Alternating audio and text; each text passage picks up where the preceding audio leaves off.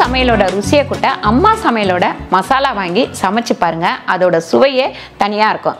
நம்மளோட website link வந்து கீழே கொடுக்குறேன். வெப்சைட்ல நீங்க ஆர்டர் போட்டுக்கலாம். நம்ம கிட்ட மசாலா, வத்தல், வடகம், ஊறுகாய், முறுக்கு மாவு, அதிர்ச மாவு, சீடை மாவு, இந்த மாதிரி எல்லா வகையான மாவு வகைகளும் நம்ம கிட்ட கிடைக்கும். வணக்கம், நானுங்கள் அம்மா வீட்டு சமையல் மீனாட்சி. இன்னைக்கு பார்த்தீங்கன்னா காலையில் பிரேக்ஃபாஸ்ட்டுக்கும் இது சாப்பிட்டுக்கலாம், அப்படி இல்லைன்னா ஈவினிங் வந்து டீ காஃபிக்கும் இது சாப்பிட்டுக்கலாம். என்னென்னு பார்த்தீங்கன்னா உப்பு கொழுக்கட்டை தான் பண்ண போகிறோம்.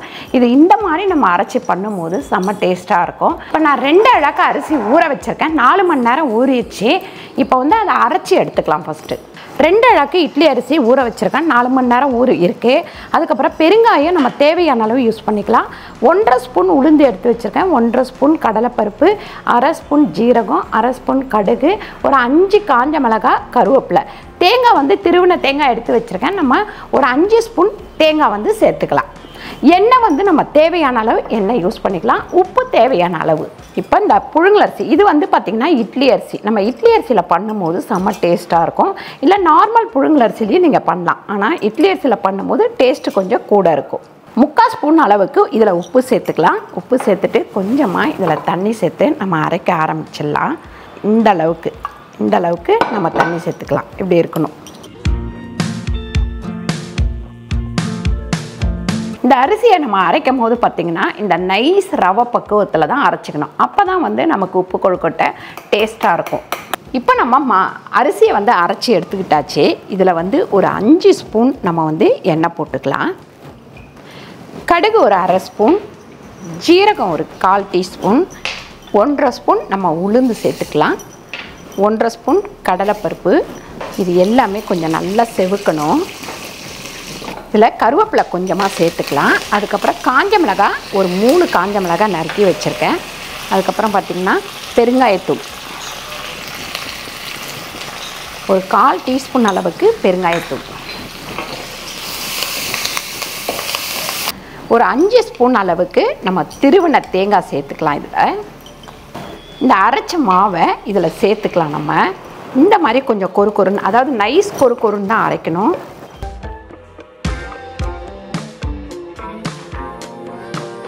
நல்லா வந்து இந்த மாதிரி மிக்ஸ் பண்ணிக்கிட்டே இருந்திங்கன்னா உங்களுக்கு வந்து நல்லா திக்காகிடும். இதுலேயே முக்கால்வாசி வெந்துடும் இந்த மாவு.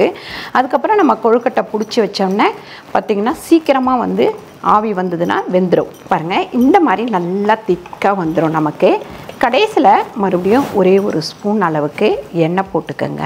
எண்ணெய் போட்டுட்டு ஒரு கிண்டிட்டு அடுப்பை ஆஃப் பண்ணிடலாம்.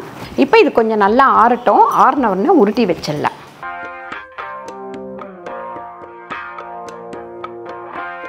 லைட்டாக இப்படி எண்ணெய் தடவிக்கங்க. தடவிட்டு இது வந்து கொஞ்சம் நல்லா வெதுன்னு ஆறிடுச்சு.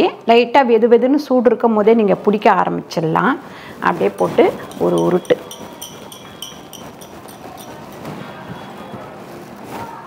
இப்போ நம்ம தண்ணி வந்து ஒரு 2 டம்ளர் அளவுக்கு ஊற்றிருக்கோம். இந்த பாத்திரத்தை உள்ளே வச்சிடலாம்.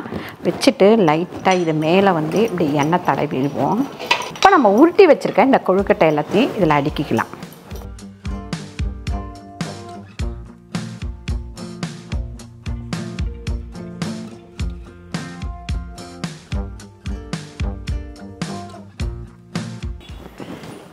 இப்போ இதை மூடி வச்சுருவோம். மூடி வச்சுட்டு ஒரு 8 நிமிஷம் இருந்தால் போதும், வெந்துடும் நல்லா. சூப்பராக ஒரு 8 நிமிஷம் ஆயிடுச்சு. நல்லா வெந்துருச்சு பாருங்கள். அடுப்பை ஆஃப் பண்ணிவிட்டு இதை எடுத்து வச்சுக்க வேண்டியது தான்.